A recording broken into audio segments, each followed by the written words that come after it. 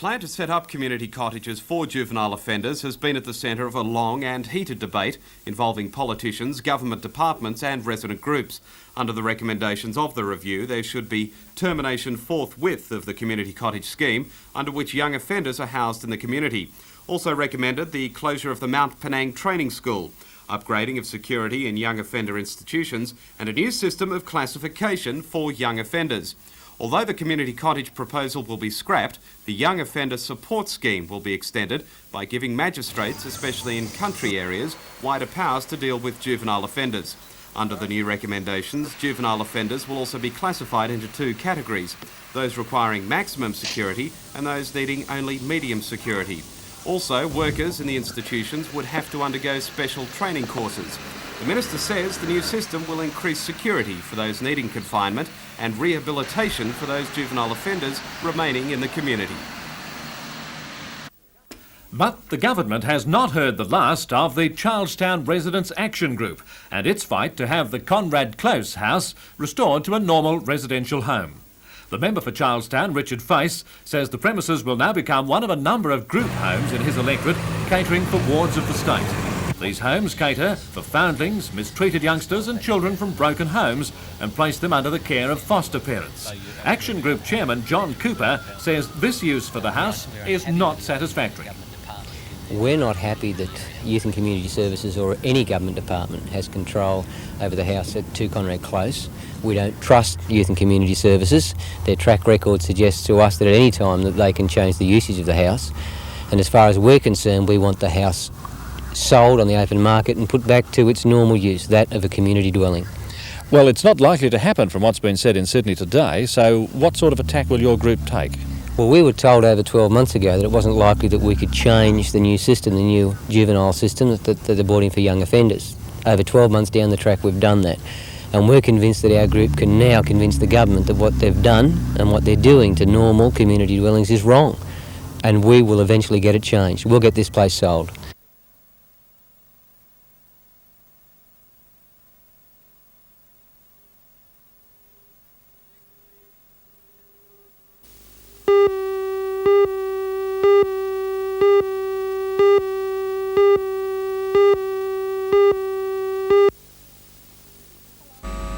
Hello, I'm Helen Hughes. The South Maitland railway line from South Greta to Neath will be closed for 2 days following a derailment at Curry. 4 rail hoppers overturned, another 4 were derailed and a section of line was extensively damaged. The train was carrying coal from Pelton to Newcastle. Join Ray Deneen and Anna Manzoni for all the news tonight at 6.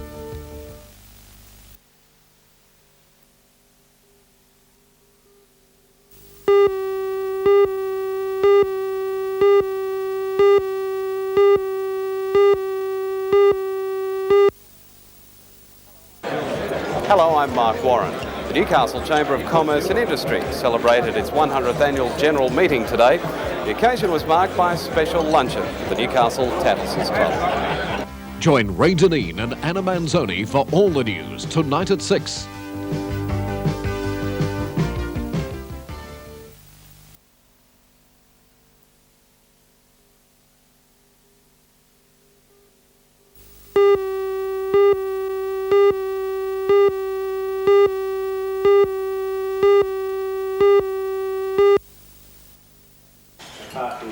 Almost a third of the Chamber's members attended today's luncheon at the Tattersalls Club, part of the Chamber's Centenary celebrations. Chamber President Laurie Molyneux addressed the meeting and announced the appointment of 4 new directors, Alan Bergman, Scott Derwin, Barry Goldstiver and Bruce Williams. Laurie Molyneux says in its 100 years, the Chamber has achieved much. 2 things that stand out are the opening of the taxation office here last year. That will eventually, in the not too distant future, employ 850 people. So that's a tremendous boost to the region's economy. And the other, of course, is having 4 out of 7 members of the Maritime Services Board here, represented by local people who know local port and harbour problems. And the Minister announced that board last November. So we're very pleased that our activities have resulted in that local representation.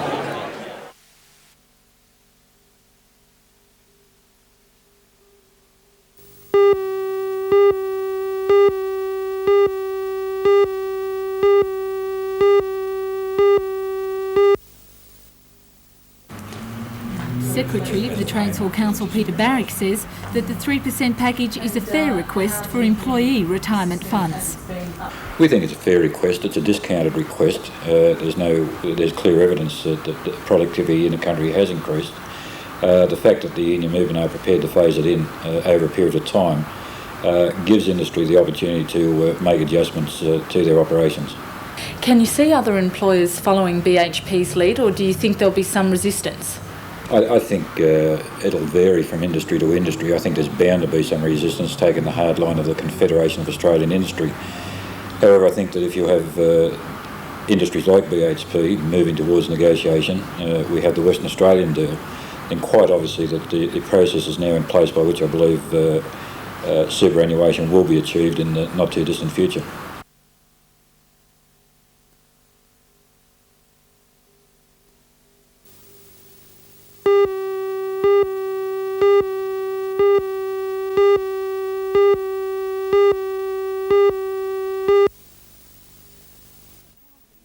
Stiffer penalties for not filing a tax return or for filing one which contains false or misleading information were introduced 2 years ago to try and deter both practices. The average taxpayer, however, may not be familiar with the extent of the penalties provided for by law.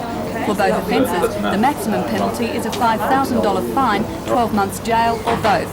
However, this would be reserved for extreme cases. According to tax consultant Bruce Williams, in the case of an individual refusing to lodge a return, a series of fines may be enforced. If you lodge voluntarily, although late, then the tax office will impose a penalty calculated at an interest factor. But if you choose not to lodge and the tax office track you down, then they can prosecute you. Could you have the situation where it's cheaper for a company or an individual to pay the fines rather than to lodge an income tax return?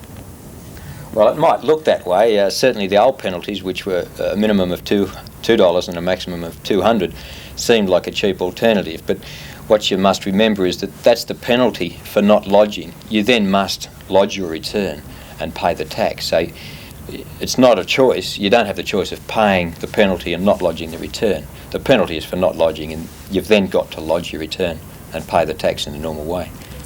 Mr Williams says the stiffer penalties have been particularly successful in deterring people from giving false information on their returns. The maximum penalty is 200% of the tax avoided.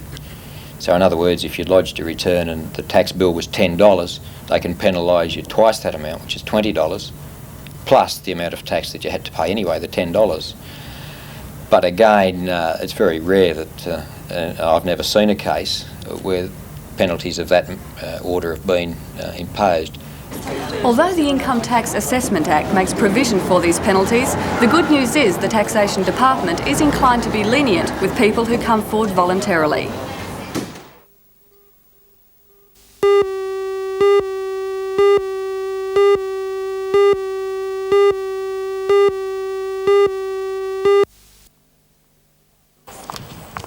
The Red Shield appeal is the largest door knock in Australia. Each year, thousands of friends of the Salvos trudge the streets, going from house to house to raise money for the Army Without Guns. This year was no different. With a national target of more than $16 million, the collectors were out in force around the Hunter. In Newcastle and Lake Macquarie, more than 2,200 people were collecting and doing their bit to help raise the Hunter target of $550,000. Last year they raised $500,000 here. Their local expenditure, however, runs to 3 times that. This year they're hopeful of reaching their increased goal. And the Public Relations Officer in this area, Captain Alan Peterson, says today was a success. We've had a very good coverage today. We didn't get as many collectors as we'd anticipated, but we got more than last year. And so most areas are finished at this point of time, and the monies are starting to come in. We don't have a figure as yet because we're still counting, but we're very happy with it. It's gone very well. The day has been good. We would have liked a little bit of cloud, but it's been an excellent day. The Red Shield appeal is the Salvo's major fundraising activity for the year. It provides funds vital to their work, and they say it'll be a week or so before they know just how much money they've raised.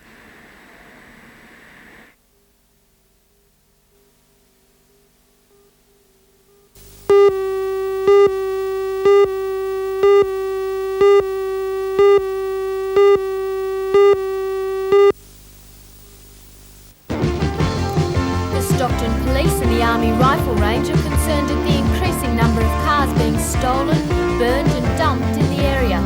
Last night, 2 brigades were called to a fire which may have been caused by vandals who frequently set alight stolen cars in the surrounding scrub. Join Ray Deneen and Anna Manzoni for all the news tonight at 6.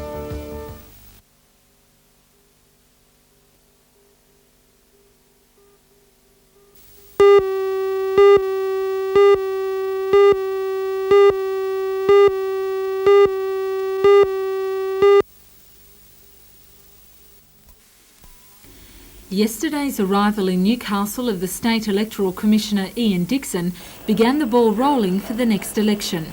Voting will be compulsory and all resident ratepayers are eligible to vote. The date has been set for September the 13th, but the result will not be known until at least another 2 weeks.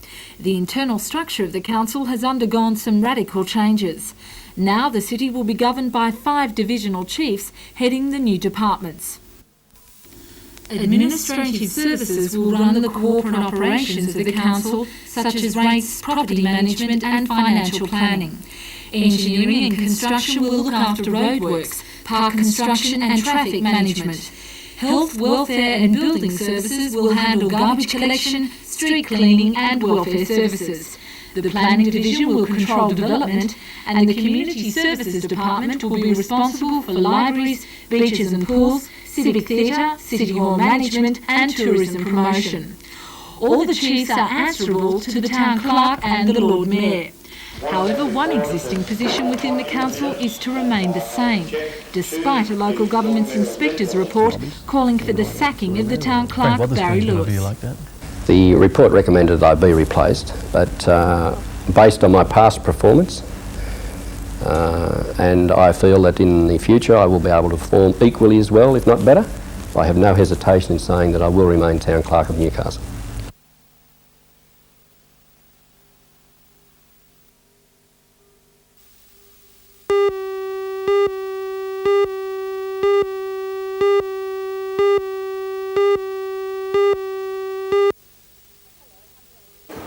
Hello, I'm Helen Hughes. The Hunter District Water Board today launched an $80,000 campaign aimed at increasing public awareness of its services. 7 regional offices have been opened throughout the Hunter Valley during the past 3 years. The board says the public aren't using them enough. Join Ray Deneen and Anna Manzoni for all the news tonight at 6.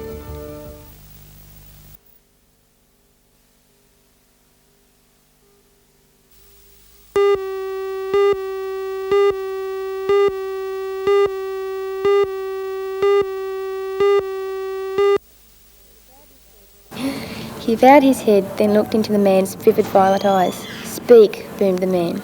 Shintaka looked to the ground. Won the regional finals "I've completed of the my Young mission, Writer you of the know. Year competition I've with a found the story perfect of just man, 470 the heir to the treasure words. of the universe." It was called The His Great voice quivered Conqueror. as he stumbled Here over she's his reading words. a passage from one "Are of the you 3 sure about stories this?" required in the asked state Yashika. finals of the competition. "Your subject must be completely She's one of 11 flawless, students good from family, throughout New honest, South Wales loyal, who was and invited not to about to compete take in the bribes. final. We must be Leonie selective says that about our creative choice. writing is This an is most important part important. of her school studies. I'm in a creative writing class, which we have Kate Walker, and she comes in and helps us with our stories. And Leonie, according to Kate, what is the mark of a good story? Pictures and feelings, emotions, and action. She tells us how to put the action into our stories. If Leonie becomes the Young Writer of the Year, she'll win a Macintosh computer, a great aid, she says, to any modern writer. And she'll have her stories published in a special edition of the Sydney Morning Herald.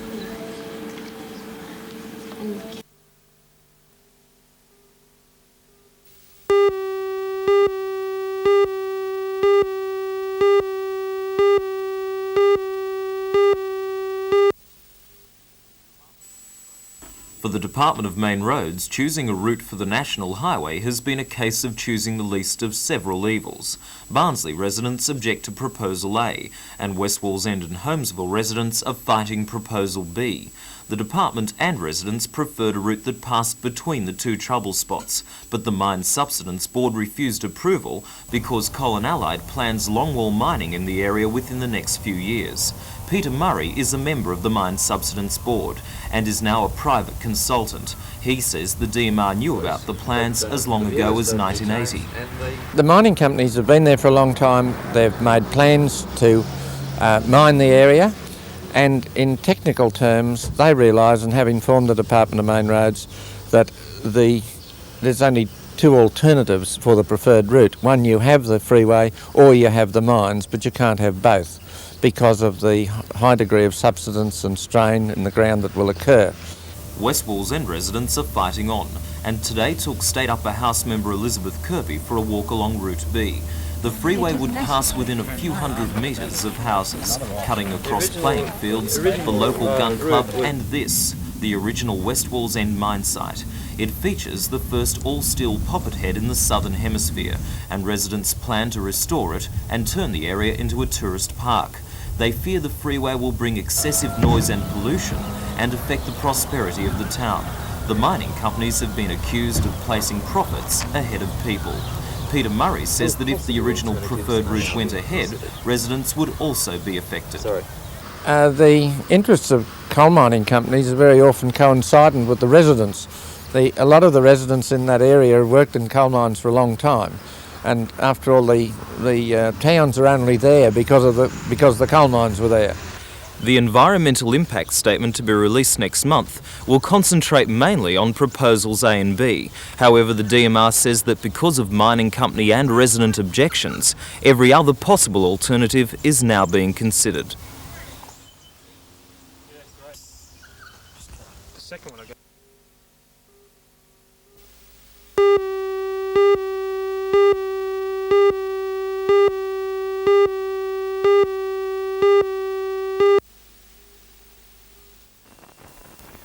Entitled Retail Cooperatives in the Lower Hunter Valley, this 78-page booklet outlines the industry from the late 1800s to the closure of the last remaining retail cooperative societies operating in the valley until 1981. The book was written by Newcastle University student Patricia Hampton. She died in 1984, but her thesis will now become part of the Newcastle History Monographs. Another book, entitled Fort Scratchley, is the result and second edition of a combined effort by former CAE students and local historian Richard Mort. Yesterday at the Central Library, City Administrator Colin Saunders launched both books. The Fort Scratchley transcript tells of the landmark's history from early last century to its closure as a coastal fort in 1962. And according to the author, it's an historical landmark which is attracting more and more people. Fort Scratchley, over the last 3 or 4 years, has become a very much better known tourist attraction in Newcastle. Through your research, what things have you uncovered that perhaps were not known before?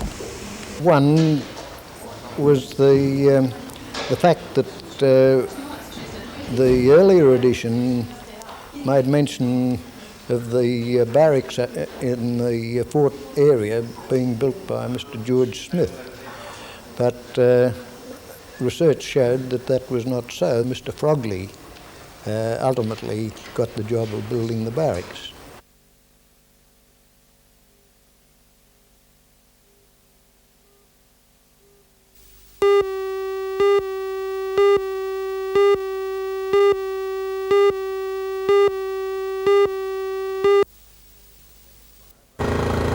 The second fire broke out about the same time in Anvil Street, Greta. This 3-bedroom weatherboard cottage was gutted by the blaze, which started just after 8 o'clock this morning.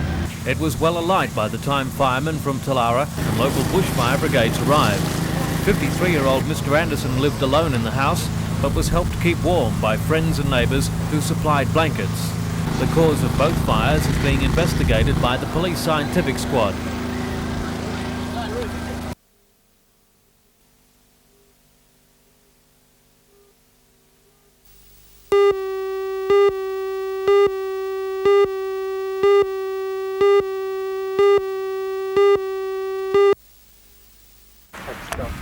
The multi-million-dollar project to update the overloaded sewage treatment works at Burwood Beach will involve 3 stages. Stage 1 includes an ocean outfall, which will direct the effluent further out to sea. Stage 2 is the amplification of the pumping station and a new preliminary treatment plant. Stage 3 will include the secondary treatment plant, breaking the effluent down even further. But after much public involvement, the ratepayers say they're still not happy with the method chosen by the Water Board to solve the problem of sewage pollution in the nearby beaches. At a public meeting last night at the Merriweather Residents Group, concerns were directed to the Hunter District Water Board spokesman Chris Ford. Mr Ford says that although the cost factor restricted the choice of methods to dispose of the waste, the upgrading development chosen will be efficient and effective. The first stage of Burwood Beach is the ocean outfall. That'll be completed for the summer season of 1987-88. It will be in operation by that time. We can assure people there will be a dramatic improvement in the water quality to the bathing beaches to the north and south for that summer surfing season. And eventually Burwood Beach itself will become a dedicated bathing beach. That's how effective the measures being taken by the board will be.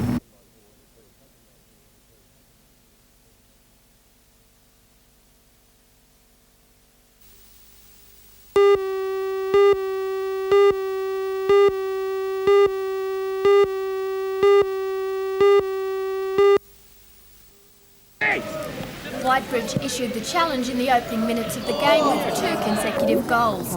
And then, despite this early spurt and much legwork, including this fancy back kick, no one managed to get the ball into the goal again. Not for want of trying, however, keeping the goalkeepers at both ends busy. Stuart Howard for Whitebridge, who played in this year's Australian Schoolboy Champion team, saved a couple of attempts by Lismore towards the end of the match. A strong game was also put in by number 13 Matthew Chock for Whitebridge and John Noble, goalkeeper for Lismore. Man of the match went to Whitebridge's captain, number 10 Michael Walsh. This is the 5th year that Whitebridge High has been the Hunter champions in this competition. Their 2-0 victory today places them in the final 8 of the statewide competition. The scorer of both goals today was number 8 Carl Buchanan.